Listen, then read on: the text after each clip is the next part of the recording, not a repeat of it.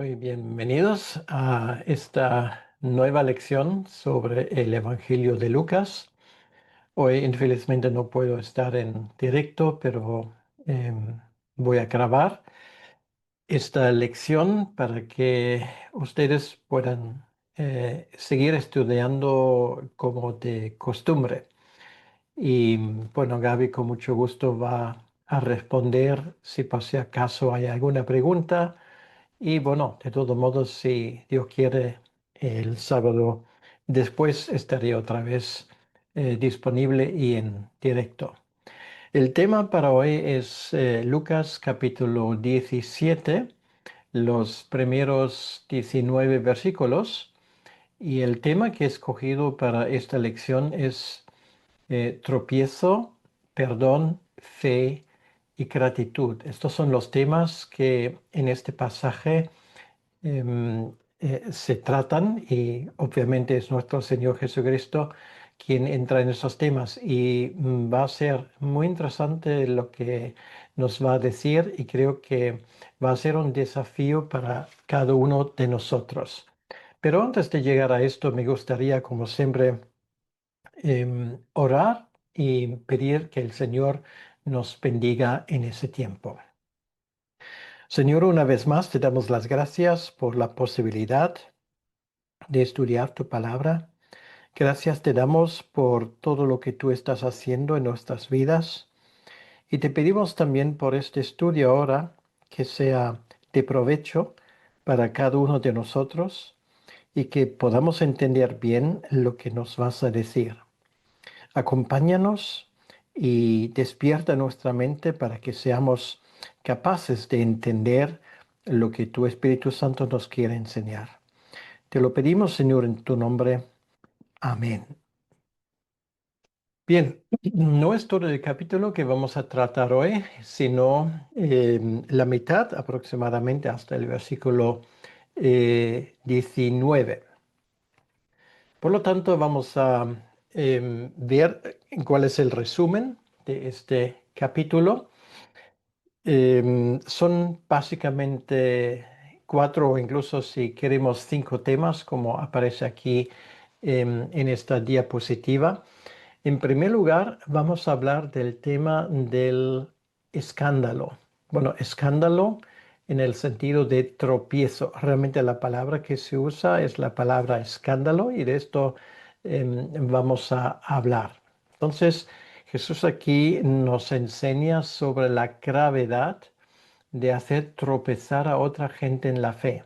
¿Vale? Es un tema muy importante y Jesús lo tenía muy cerca de su corazón, hablarnos acerca de esto. Luego un tema que también nos atañe a todos, que es el tema del perdón. Em, ¿Cuántas veces tendré que perdonar a alguien que me está ofendiendo, por ejemplo? Luego el tema de la fe. Esto lo tenemos en los versículos 5 y 6. Aquí hablaremos de la esencia de la fe, que es la fe realmente y qué es esa comparación que Jesús aquí está usando con este árbol. Luego, el deber del siervo. Esto nos habla de nosotros. ¿Cuál debería ser nuestra actitud en las tareas en el reino de Dios? Y cómo deberíamos actuar realmente frente a los desafíos en ese sentido. Y luego terminaremos este pasaje, que es la mitad de lo que vamos a hablar hoy, que es la sanación de 10 leprosos. Y eso tiene que ver con el tema de la gratitud o de la ingratitud, como se quiera. Así que van a ser unos temas bastante interesantes en esta mañana, que todos tienen que ver con el discipulado, em, con la forma como el creyente tiene que actuar frente a ciertos desafíos. Empezamos, por lo tanto, con el tema del tropiezo o del escándalo. Vamos a leer el versículo 1 y 2. Dice aquí, dijo Jesús a sus discípulos, imposible es que no vengan tropiezos, mas hay de aquel por quien vienen. Mejor le fuera que se le atase al cuello una piedra de molino y se le arrojase al mar que hacer tropezar a uno de estos pequeñitos. Bien, vamos a hablar de varias cosas en ese sentido. En el contexto, estamos hablando de los fariseos. Los fariseos que obviamente despreciaban la gente, lo que ellos llamaban en hebreo el Am Haaretz, el pueblo del país. Y los fariseos usaron esa expresión en un sentido menospreciador. Ellos detestaban a la gente normal y corriente porque en su opinión ellos creían que no daban la talla para lo que Dios exigía. Y realmente en vez de ayudarles, despreciándolos, les impusieron cada vez más leyes y más tareas. Y en ese sentido, los fariseos les fueron de tropiezo. En vez de facilitarles el acceso a la fe, lo dificultaron. Y de ese tema estamos hablando. En el contexto inmediato hablamos del hombre rico y de Lázaro. Si ese hombre rico, lo dije la última vez, en mi opinión, es uno de esos religiosos, uno de los fariseos. Y obviamente fue un tropiezo para Lázaro. Em, Obviamente, es evidente de que ese hombre rico no pretendía ser ateo o agnóstico, sino además, sobre todo si realmente era fariseo, se consideraba una persona que gozaba de los privilegios de Dios. Y sin embargo, actuando de esa manera, cerró el paso para mucha gente porque se escandalizaron. Y esto es el tema que vamos a tratar aquí. Jesús em, dice dos cosas. En primer lugar, que ocurren este tipo de cosas es evitar que vengan esas cosas es imposible, porque esto nos va a acompañar todo el rato en esta vida como creyentes. Pero aquellos que son un tropiezo para otros, esto realmente para ellos es algo muy serio, porque según las palabras de Jesucristo, pocas cosas hay que son tan serias que impedir a otros el acceso a la fe.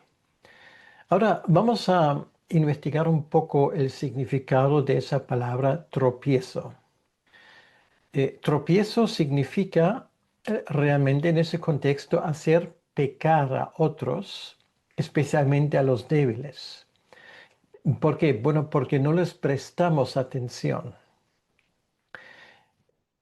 Por ejemplo, vamos a suponer que estamos en una situación donde hay personas que están interesados en la fe y quieren arreglar sus vidas, pero se encuentran con personas supuestamente creyentes que por su desprecio no les dan la oportunidad de abrir sus vidas.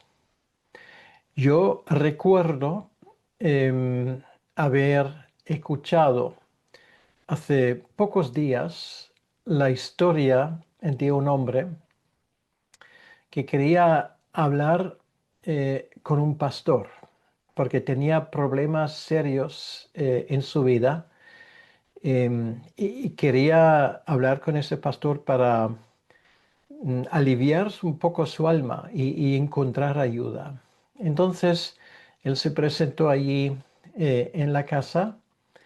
La persona que abrió la puerta les hizo sentar, pero al poco rato vuelve y dice, bueno, el pastor ahora no le puede atender, pero le asegura que va a orar por usted. Y con esto le manda a casa. Tenía entendido que esa persona, por el trato que recibió, se cerró para la fe completamente. No es una reacción obviamente adecuada. Yo no estoy justificando esto, ni Jesús lo está justificando. Pero lo que Jesús dice que es en casos así, donde somos tropiezo para otros y les hacemos pecar, por ejemplo, a no escucharles, a no ofrecerles una situación simplemente porque tenemos otras prioridades, ahí estamos entrando en un terreno muy escabroso y tendremos que tener mucho cuidado para que estas palabras no se apliquen a nosotros. Escándalo, escándalon en griego, realmente es una trampa, es la piedra de tropiezo. Bueno, un poco como lo vemos aquí en ese dibujo.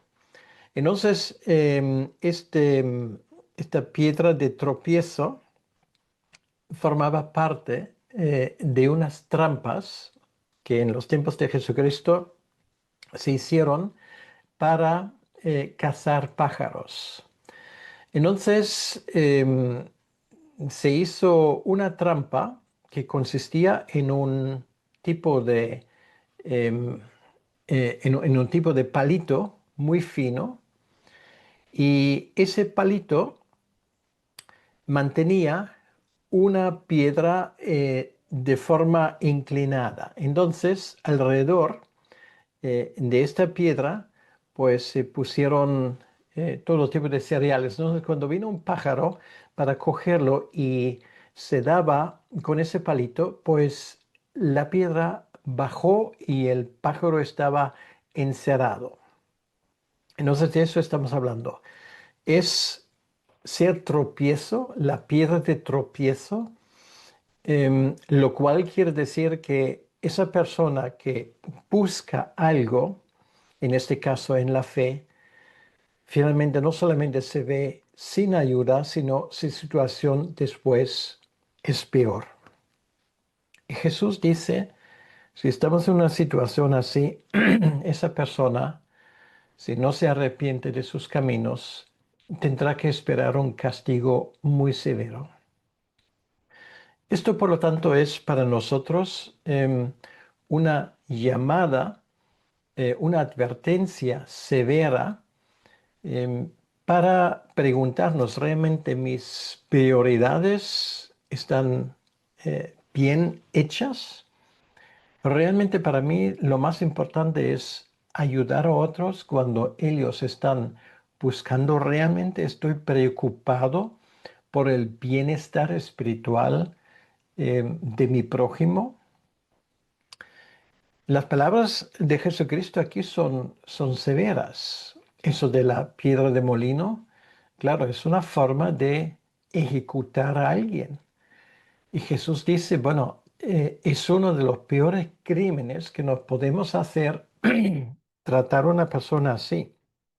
Y sobre todo, Él lo llama esa persona que busca ayuda pequeñito. Bueno, es una palabra que se usa en el Nuevo Testamento en varias ocasiones, pero para hablar de personas que son o bien nuevos en la fe o están a punto de dar el paso a seguir a Cristo. Por ejemplo, Juan, en su primera carta, se dirige a los que reciben su carta como hijitos.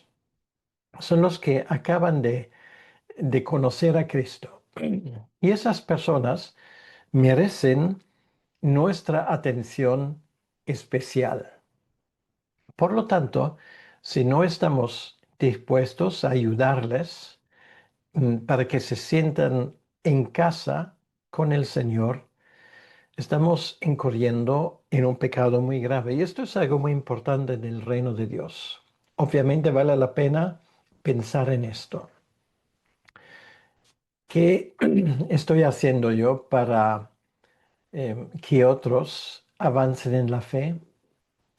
¿Estoy yo dispuesto a interrumpir mi rutina diaria si veo que hay personas que necesitan mi ayuda?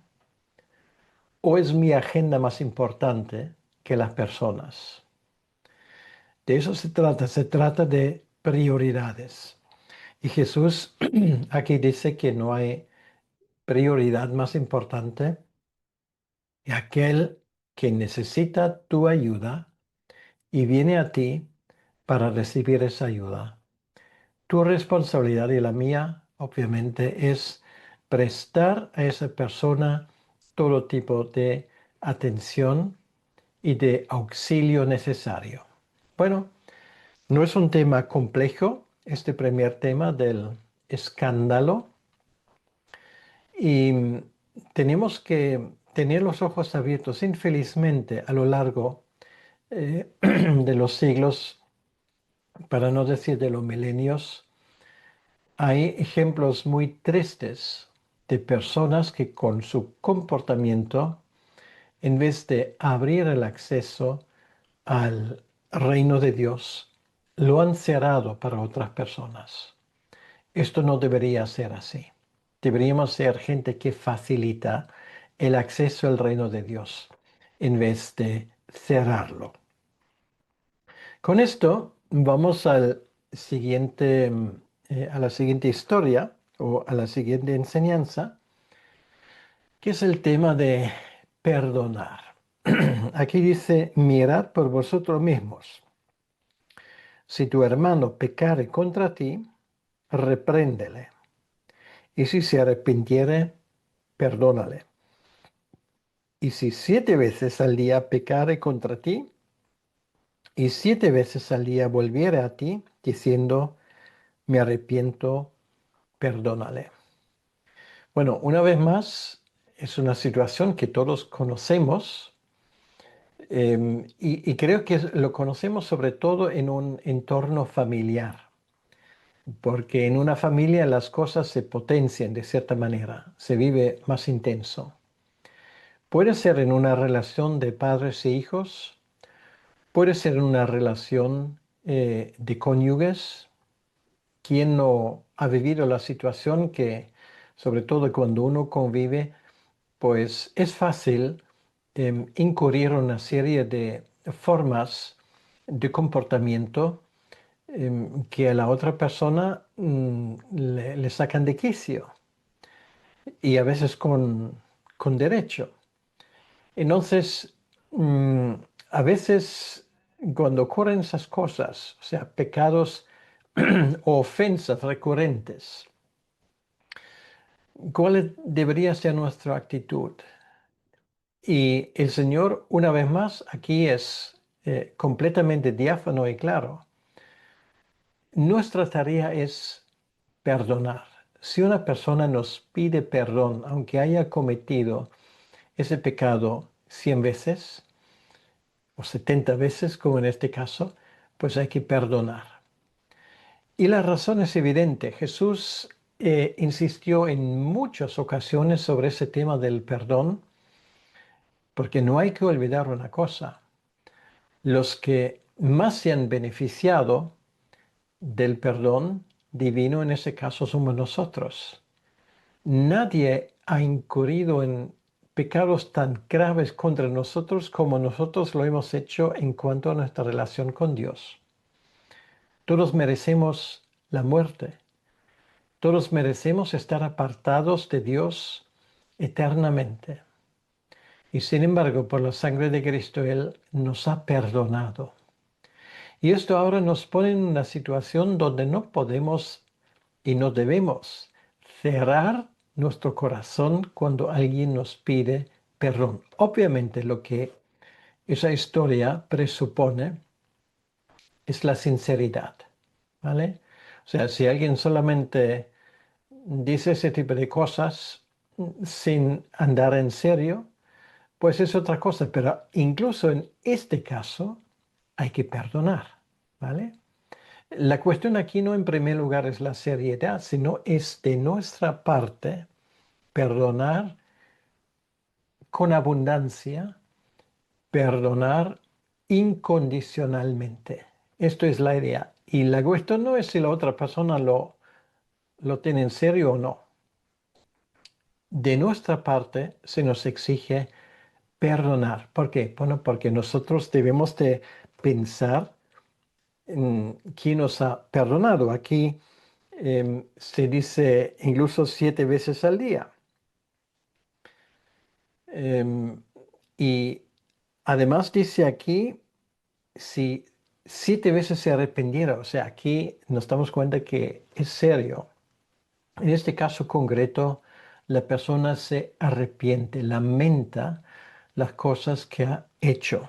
Y por lo tanto, nuestra reacción tiene que ser el perdón. Y esto nos lleva al tema de que el perdón no tiene límites.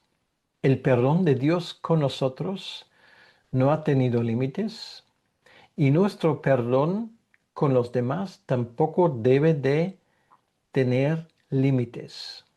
Esto es la clara enseñanza de este pasaje. Y ojalá lo tuviésemos en cuenta siempre. Porque sabes una cosa, esto aquí en el texto no sale, pero está implicado. Está implicado, obviamente, la razón teológica. Nosotros perdonamos porque somos perdonados. Pero luego hay una razón que en todo lo que han perdonado se dan cuenta perfectamente. Es una razón psicológica. Si tú sabes perdonar, vives esta vida con mucha más facilidad. No hay una cosa más terrible que una persona que no sabe perdonar, que no sabe decir, mira, ya esto es la última vez. Si pasa otra vez, se acabó. Imagínate si Dios te hubiese dado el mismo trato. Difícil de imaginar, ¿no? Terrible de imaginar. Por lo tanto, nosotros no deberíamos incurrir en el mismo tipo de cosas. Y ahora con esto vamos al tercer tema, el tema de la fe. Dice en el versículo 5, dijeron los apóstoles al Señor, aumentanos la fe. Entonces el Señor dijo, si tuvierais fe como un grano de mostaza, podríais decir a este sicómoro, desarráigate y plántate en el mar, y os obedecería. Bueno, una de estas enseñanzas de Jesucristo donde Él está hablando en imágenes. En primer lugar, nadie cree en serio que Jesucristo aquí está hablando literalmente de desarraigar árboles, sino esto obviamente tiene que ver con un propósito y Él está usando aquí una imagen para entender cuál es ese propósito. Bueno, vamos a verlo aquí, un sicomoro, aquí lo ves en esta imagen, es un tipo de, bueno, es un árbol de frutos similar, no es idéntico, similar a una higuera. Entonces, si has tenido alguna vez una higuera, te das cuenta de una cosa y lo mismo ocurre aquí con este árbol, el sicómoro, que tiene unas raíces que son tremendos. De hecho, las raíces tanto de una higuera y de un sicómoro, pues entran por cualquier sitio, pueden reventar muros. Y si lo tienes en tu jardín y lo quieres extraer, buena suerte, porque esto va a ser un trabajo muy difícil. Em, por eso Jesús ha escogido esa idea. Estamos hablando, por lo tanto, ¿de qué? Estamos hablando de lo que podríamos llamar un entramado en nuestra vida, un problema realmente sumamente complicado, tan complicado como sacar las raíces de un árbol de estos, de un sicómoro. ¿Cómo lo hacemos? Jesús dice, en primer lugar, segundo, em, en primer lugar, tenemos que tener fe, como un grano de mostaza. Bueno, yo no sé si esto se ve bien en esta imagen, vamos a intentarlo. Esto no es un grano de mostaza, son varios granos de mostaza. Entonces son pequeños, ¿vale? Entonces, ¿qué nos dice esto? Bueno, nos dice una cosa muy interesante. Jesús habla no de la cantidad de la fe, nos habla de la calidad de la fe. Quiere decir, a veces cometemos ese error y decimos, Señor, dame una fe más grande. La cuestión no es que esa fe sea grande, la cuestión es que sea una fe auténtica, ¿vale? Entonces, esto es lo primero que vamos a aplicar. Y luego, en segundo lugar, él nos habla de un mandamiento, una orden imposible, quiere decir que ese árbol se arranque. Bueno, esto nunca se ha visto. De hecho, ni Jesús cometió ese milagro, jamás. Pero está hablando obviamente de hace una comparación. Y dice, bueno, tienes ese problema tan gordo en tu vida. Ahora, viene una cosa bastante interesante. En ese contexto inmediato, si vamos, por ejemplo, a Mateo, nos damos cuenta que él aquí no está hablando de un sicómoro, sino está hablando de una montaña. Bien, bueno, tanto la montaña como el sicómoro o la higuera eran conocidos realmente como símbolo de Israel. Entonces, ¿cuál era el problema más grande en ese momento para la extensión del reino de Dios? Era precisamente lo que estábamos leyendo en el contexto. Era em, esa oposición, sobre todo de parte de aquellos que eran los guardianes de la fe, esa oposición contra el reino de Dios que se está proclamando. Parece una lucha desigual. Ellos tienen todo el poder.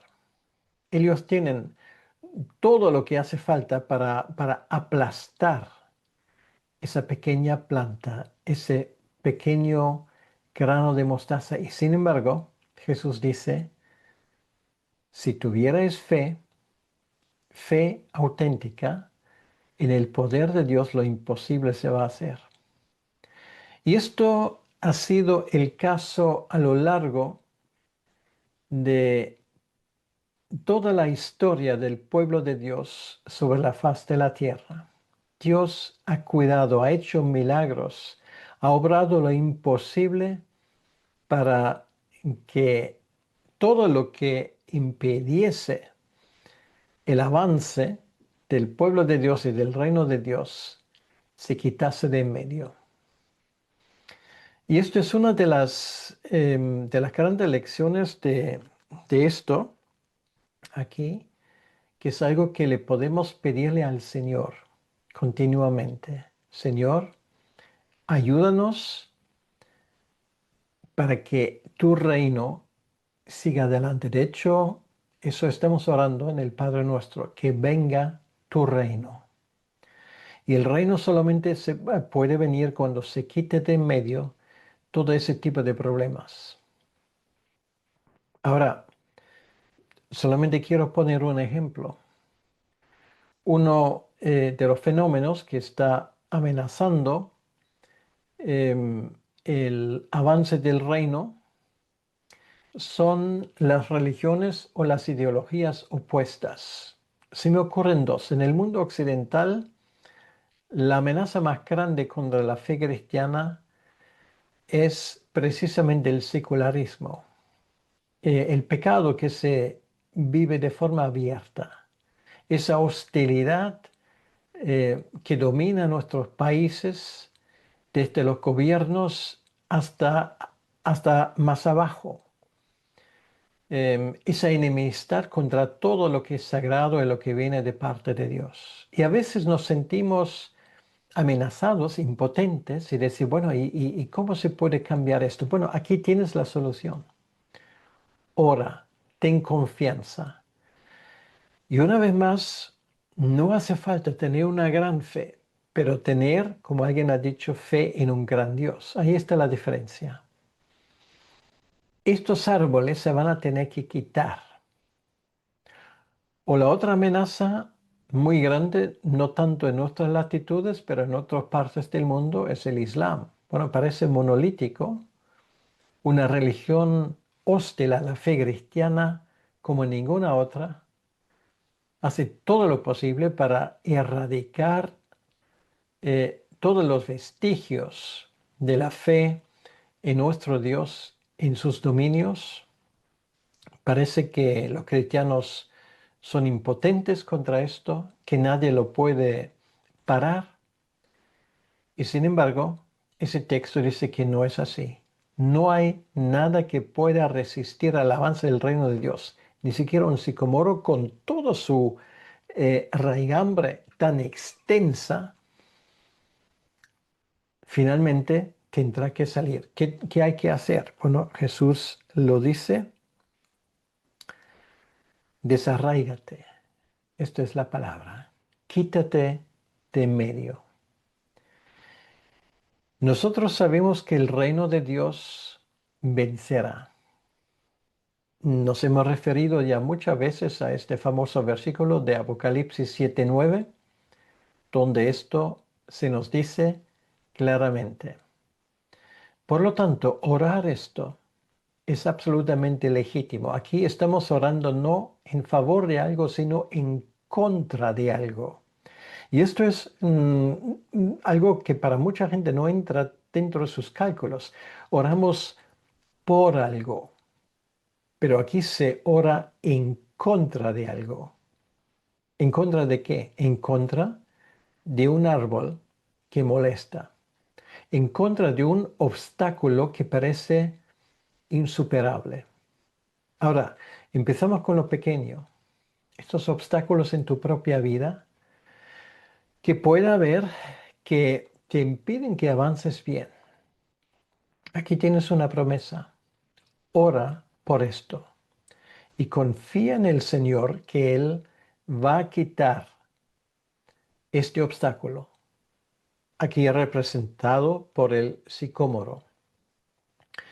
A nivel internacional o nacional, si quieres, ¿te parece imposible la situación? Bueno, no solamente tienes que estar orando en favor, sino también en contra de aquel y aquellos que están impidiendo el florecimiento del reino de Dios. Señor, quita eso de medio. Ese pecado que se vive de forma tan abierta, esa hostilidad contra todo lo que es cristiano, estos jueces corruptos que no eh, dictan sentencias justas, ese gobierno que está más interesado en su agenda nefasta de destrucción de todo lo que es cristiano, y de esos tenemos unos cuantos en el mundo occidental. Aquí tienes la carta blanca para orar en contra. Sí, hay que orar en favor de autoridad legítima, pero hay que orar en contra de todo lo que destruye, que impide el avance del reino de Dios. En el contexto estamos hablando de escándalos. Eso también es un escándalo y vamos a orar en favor de desarraigar ese tipo de árboles que parecen inmovibles. No son inmovibles. No creas la propaganda de Satanás. Son movibles y vuelan si hace falta.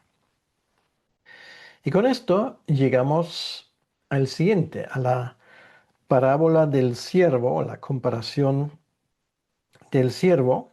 Aquí dice, ¿quién de vosotros teniendo un siervo que ara o apacienta ganado, al volver él del campo, luego le dice, pasa, siéntate a la mesa. No le dice más bien, prepárame la cena, cíñete y sírveme hasta que haya comido y bebido y después de esto, come y bebe tú. ¿Acaso da gracias al siervo porque hizo lo que se le había mandado? Pienso que no.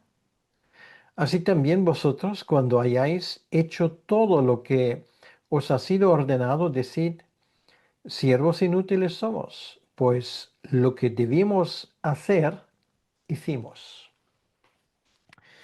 Bien, entonces aquí estamos hablando ahora de la actitud de siervo, ¿vale? Del deber de un siervo. Y siervos somos todos en el reino de Dios. No somos señores, sino siervos de nuestro Señor. Entonces, bueno, el contexto se entiende perfectamente bien. Creo que no haya ningún problema con esto.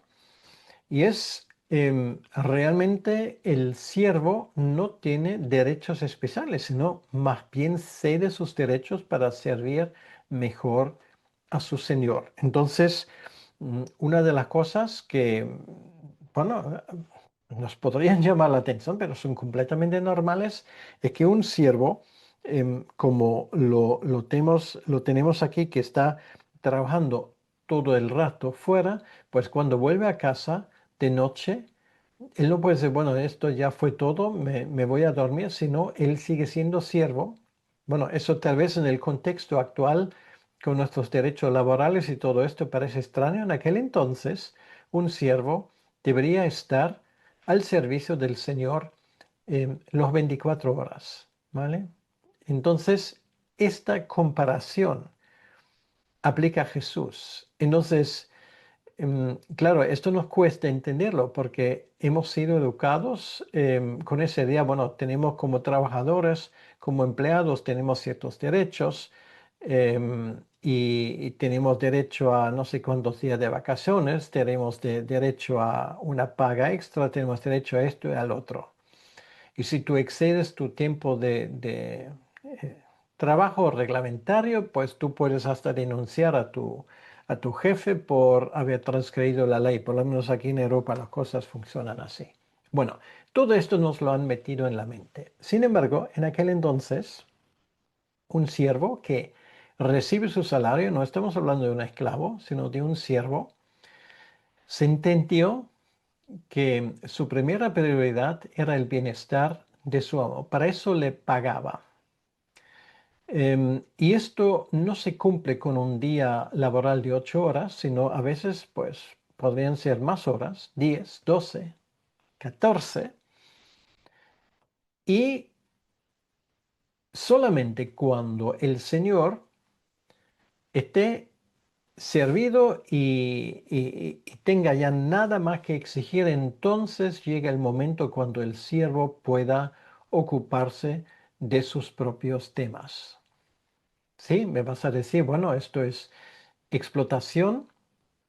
Pues entonces, mira, te sugiero que escribas eh, o rellenes una hoja de reclamación y te quejes con Dios, porque esto habla de nosotros, de nuestro servicio.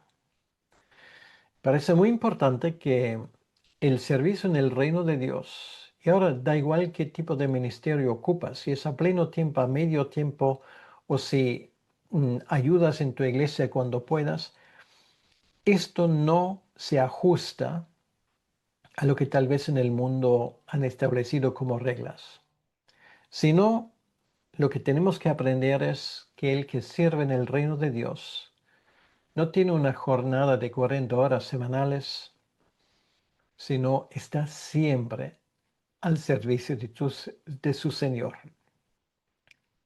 Esto es la realidad y esto nos cuesta mucho. Esto es la razón porque muchas veces en nuestros ministerios, en nuestras iglesias, ha entrado un espíritu muy mercantil, todo se arregla, todo se ajusta. Ahora yo tengo mis horas de despacho desde las 10 hasta las 12 y que no vengas ni un minuto más tarde porque no te voy a atender.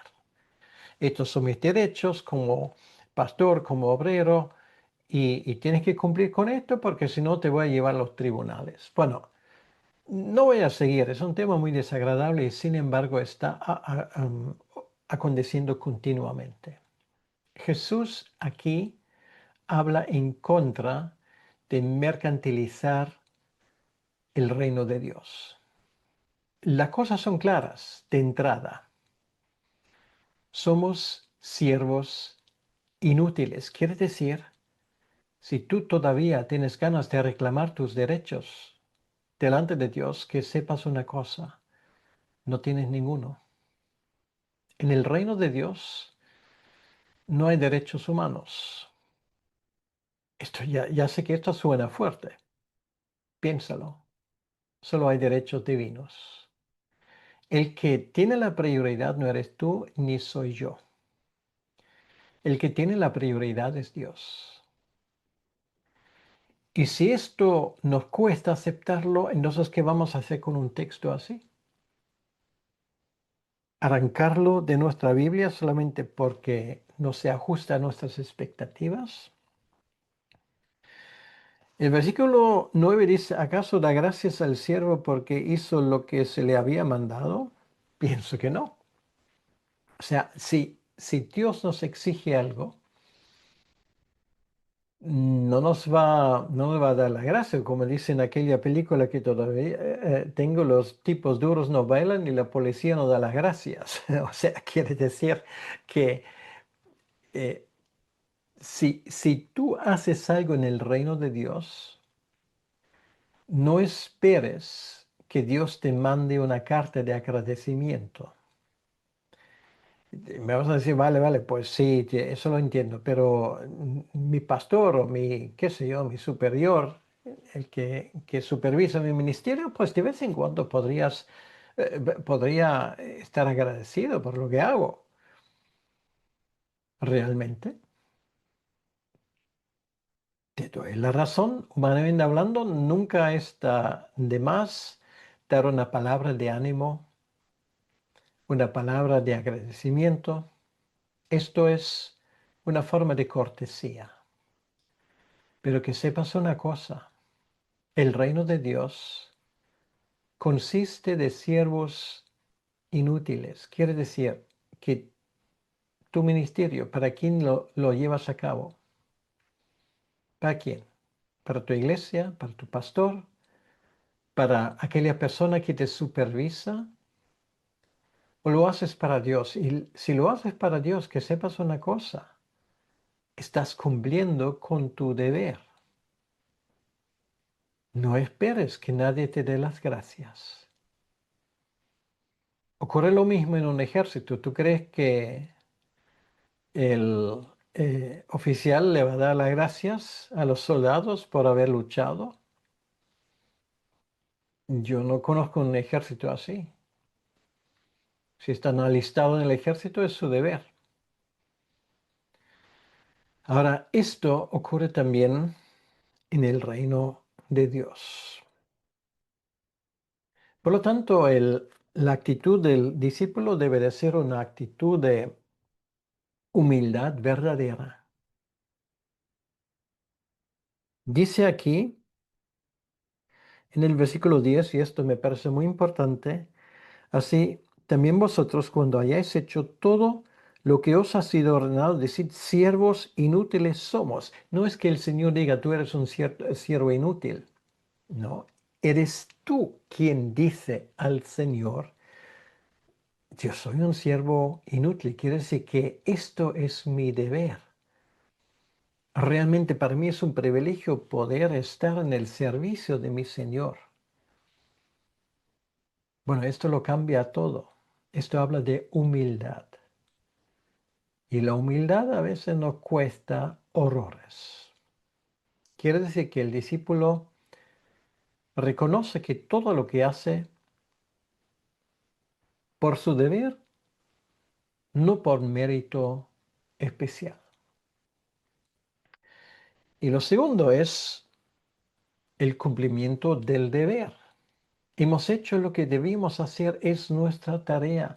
Mientras que estamos en este mundo, Estamos al servicio de nuestro Señor y tenemos que cumplir con lo que Él nos ha mandado. El siervo fiel cumple con sus responsabilidades sin buscar reconocimiento. Ay, esa frase se entiende, se lee fácilmente, pero ¿cuánto nos cuesta? Esto quiere decir que tú cumples con tu deber, aunque nadie ni siquiera se da cuenta de lo que estás haciendo. Cumples con tu deber no porque recibes una paga a cambio. Cumples con tu deber simplemente porque tu Señor te lo ha mandado y lo haces. Tremendas palabras y finalmente esto implica también obediencia completa, porque aquí dices cuando hayáis hecho todo lo que os ha sido ordenado, no una parte. Esto habla de una obediencia completa. Por lo tanto, la obediencia debe de ser íntegra, cumpliendo todas las instrucciones del Señor. Yo te animo a ti y me animo a mí de tener esa actitud de discípulo, porque nos va a bendecir y nos va a ayudar de hacer nuestro trabajo ni mirando a la izquierda ni a la derecha, ni mirar a ver si nos ven. El Señor te ve y esto debería ser suficiente. Ahora, después de haberse acercado ya a Jerusalén, Jesús hizo otra vez una pequeña vuelta al norte y ahora de nuevo vuelve. Dice aquí Jesús, versículo 11, yendo Jesús a Jerusalén pasaba entre Samaria y Galilea. Y otra vez está en esa zona fronteriza donde vive gente que no se llevan bien. Bueno, los galileos que eran judíos no se llevaban bien para nada con los samaritanos. Y ahora Jesús nos cuenta una historia que ahora primera la voy a leer. Dice aquí, versículo 12, y al entrar en una aldea, les salieron al encuentro 10 hombres leprosos, los cuales se pararon de lejos y alzaron la voz diciendo, Jesús, Maestro, ten misericordia de nosotros. Cuando él los vio, les dijo, id mostraos a los sacerdotes. Y aconteció que mientras iban, fueron limpiados. Entonces uno de ellos, viendo que había sido sanado, volvió, glorificando a Dios a gran voz, y se postró rostro en tierra a sus pies, dando gracias, y este era samaritano. Respondiendo Jesús dijo, ¿no son 10 los que fueron limpiados? ¿Y los 9 dónde están? ¿No hubo quien volviese y diese gloria a Dios, sino este extranjero? Y le dijo, levántate, vete, tu fe te ha salvado. Otra vez una tremenda historia que vamos a mirar poco a poco. Ahí tenemos ese encuentro con leprosos. Dice aquí, al entrar en una aldea, los leprosos estaban apartados, no podían participar en la vida comunal, en la vida en este pueblo, tenían que estar fuera, pero obviamente le conocen. Ya creo que a esas alturas poca gente había en Israel que no conocía a Jesucristo. Entonces, desde la distancia, le gritan, Jesús, Maestro, ten misericordia de nosotros. Habían escuchado de todos los milagros que él había hecho y expresan de esa manera su fe y su esperanza. Ahora, las instrucciones de Jesús son obvias. Dice aquí, cuando él los vio, les dijo, id mostraos a los sacerdotes. Bueno, tú ibas a mostrarte al sacerdote cuando estaba sano, ¿vale? Pero aquí nos damos cuenta que Jesús les manda algo, se tienen que poner en marcha para ir al sacerdote local. Y esto era algo que se establece en la ley del leproso en Levítico capítulo 14. Los primeros 12 versículos, ahí lo tenemos. Tienen que seguir ese reglamento y el sacerdote les tiene que declarar puro. Entonces, em, ellos tenían que obedecer y comenzar a orar. Y en ese camino iban a ser sanados. Entonces, esto contiene una enseñanza muy importante, que la obediencia precede a la sanación en este caso, ¿vale? O sea, primero tienen que obedecerle aunque aún no ven nada y luego en el camino se van sanando. Bien, entonces, esto es exactamente lo que ocurre, pero em, de estos días, pues 9 luego se presentan al sacerdote local. El sacerdote local les examina, les declara puros. Pero hay uno que falta. Y el que falta es la voz de la gratitud, podríamos llamarlo. Dice versículo 15, uno de ellos, viendo que había sido sanado, volvió glorificando a Dios a gran voz. O sea, quiere decir que él aún no llega al sacerdote. O sea, al darse cuenta de que está mejor, pues vuelve a Jesucristo. O sea, antes de presentarse al sacerdote. Podría haber dicho, bueno, primeramente voy ahí, voy a hacer ese trámite y luego vuelvo. No, él para y vuelve atrás. Y dice, bueno, lo del sacerdote puede esperar, porque obviamente ese milagro es algo tan grande que yo debo de agradecerle al que hizo, al que obró ese milagro en mí. Entonces él interrumpe su camino al templo, regresa para agradecer personalmente a Jesús y expresa su alabanza públicamente y sin vergüenza. Y lo interesante es que Jesús aquí dice, este era samaritano. Parece que eso implica que los demás no eran samaritanos. Pero ese hombre, al pertenecer a un pueblo despreciado por los judíos, obviamente vuelve y expresa esa gratitud. Los otros eran judíos, continuaron su camino sin regresar, y sin embargo, este samaritano ha entendido lo más importante, y Jesús así lo expresa en el versículo 17. ¿No son 10 los que fueron limpiados? ¿Y los 9 dónde están?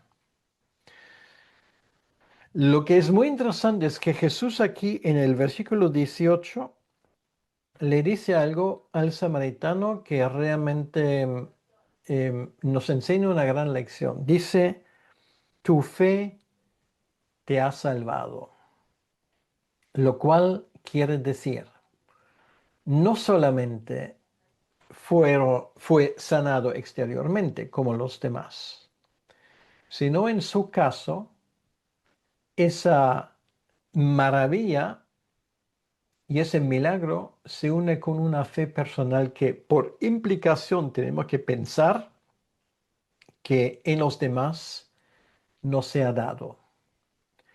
Quiere decir que este hombre fue bendecido dos veces. Una vez fue sanado y por otra vez realmente ha depositado su fe en Jesucristo. Y Jesús obviamente le bendice. Bueno, vamos a terminar lo que hemos visto hoy simplemente repasando estos pasos. Lo primero que hemos aprendido es evita el escándalo, evita el tropiezo para otros. No hagas tropezar a otros en su fe débil, tal vez, sino haz todo lo posible para fortalecer esa fe. En segundo lugar, perdona generosamente, sin límites para el arrepentido. Para aquel que viene a ti y dice, bueno, lo siento mucho, aunque ya he venido varias veces, pero una vez más te pido que me perdones. Perdona. Eso tiene muchas aplicaciones, sobre todo en la vida familiar, dijimos. Confía con poca fe, pero con una fe auténtica, ¿vale? Tu fe no tiene por qué ser grande, pero tu fe tiene que ser una fe de alta calidad en un Dios grande. En cuarto lugar, sirve al Señor humildemente, como siervos que cumplen su deber.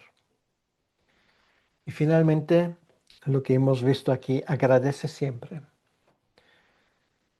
Estar agradecido es un privilegio y vamos a estar agradecidos por lo que Dios ha hecho en nuestras vidas. Hay tantas cosas que ocurren todos los días que nos deberían hacer agradecidos. Pues esto fue esa primera parte del capítulo 17 y creo que vas a estar de acuerdo conmigo. Es un capítulo que nos da lecciones muy importantes en nuestro discipulado como seguidores de Jesucristo, como aquellos que estamos avanzando en el reino de Dios.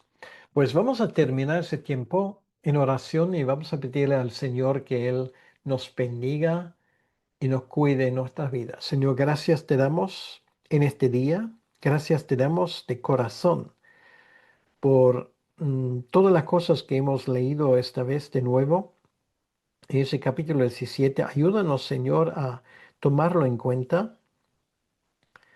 Háblanos tú, Señor, y ayúdanos a ser obedientes. Hoy hay tantas cosas tan prácticas que tienen que ver con nuestra actitud en el reino de Dios que hemos leído ahí. Y te pedimos, Señor, que tú nos cuides, nos ayudes y que nos conviertas poco a poco en el tipo de personas que tú quieres tener. Te lo pedimos, Señor, en tu nombre. Amén. Y una vez te doy las gracias por tu atención y ahora, bueno, nos toca poner en práctica todo lo que hemos escuchado. Bueno, que el Señor te bendiga mucho.